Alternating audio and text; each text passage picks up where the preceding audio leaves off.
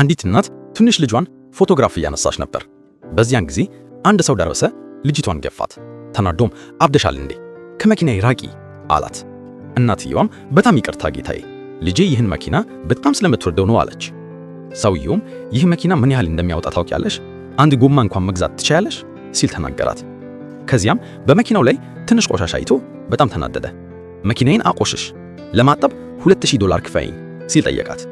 እናትየዋም እባክህ ያለኝ $1000 ብቻ ነው፣ ያ ደግሞ የዚህ ወር የቤት ኪራይ ነው ብላ ማልቀስ ጀመረች። ነገር ግን ሰውየው ስልኳንና ቦርሳዋን ነጥቆ ሂጂ ከዚህ ጥፊ ብሎ አባራራት።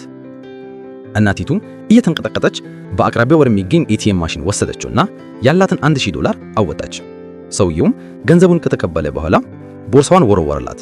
ነገር ግን ስልኳን ያዘው። ወደ መኪናውም ሲመለስ እያለቀሰች ተከተለችውና ስልኳን እንዲመልስላት ለመነችው። ሰውየው ግን ሁሉንም ካልከፈልሽ ስልክሽን እርሺው አላት።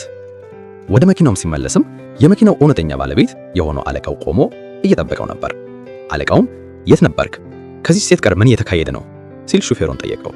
ሹፌሩም ይህ ሴትና አስቀያሚ ልጇ መኪናውን አቆሸሹት ሲል ዋሸ። ሴትየዋን በፍጥነት ወደፊት ቀረበችና ጌታዬ፣ ልጄ አይስክሬም ሳታውቅ መኪናው ላይ ጣለች።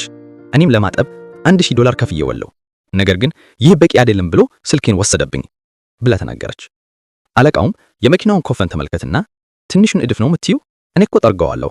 ቆይ ለዚህ ብለሽ $1000 ከፍለሻል? በማለት ወዲያውኑ ሹፌሩን መኪናዬን የምታጥበው አንተ አይደለህም ሲል ተናገረው።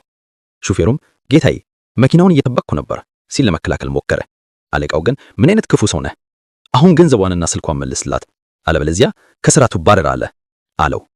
ክፋትን ማድረግ ያለንን ያስነጥቃል። ክፋትን አናድርግ። ለሰዎች መልካም ነገር እናድርግ። ከተመቻችሁ ላይክ፣ ሼር አድርጉ።